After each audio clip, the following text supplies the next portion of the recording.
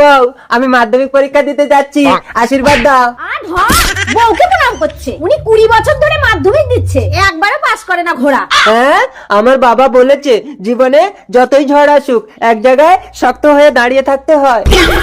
থাকো তুমি দাঁড়িয়ে, আমি চললাম বাপের বাড়ি। ও বউ যেও না, এবার একটা কল করেছি, আমি পাস করবই। ঠিক আছে, যদি মাধ্যমিকে পাস করো তাহলে আসবো, আর যদি মাধ্যমিকে ফেল করো আর কোনোদিনই আসবো না। পাস না করতে পারলে বউ আর আসবে না। বইয়ের পাতা ছিঁড়ে নিয়ে গিয়ে দেখে দেখে সব লিখবো, জুতোর মধ্যে ঢুকিয়ে নেই, আর এটা প্যান্টের মধ্যে। এবারে আমি 100-র মধ্যে 150 নাম্বার তুলবো। যাই, পরীক্ষা দিয়ে আসি। বউ, ভালো পরীক্ষা দিয়েছি, ফার্স্ট হবো। তুমি বাড়ি চলো। কি পরীক্ষা দিয়েছো? বাংলা। এই তো, এই টুকলি দেখে আমি সব লিখেছি। বাংলা পরীক্ষায় ভূগোলের টুকলি লিখে এসেছো? এই যাও, আর ঘর করবো না।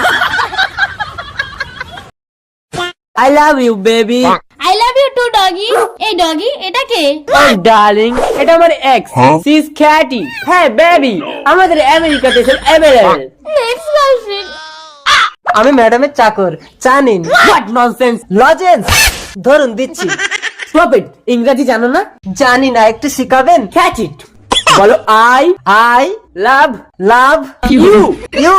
ওকে, I love you baby. What happen?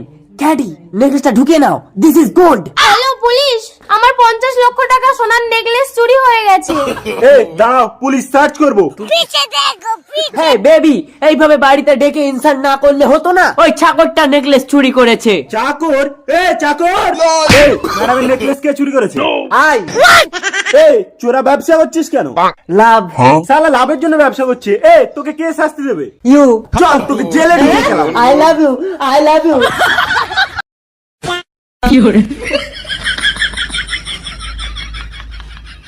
বৌমা, একটা কথা বলবো তোমাকে।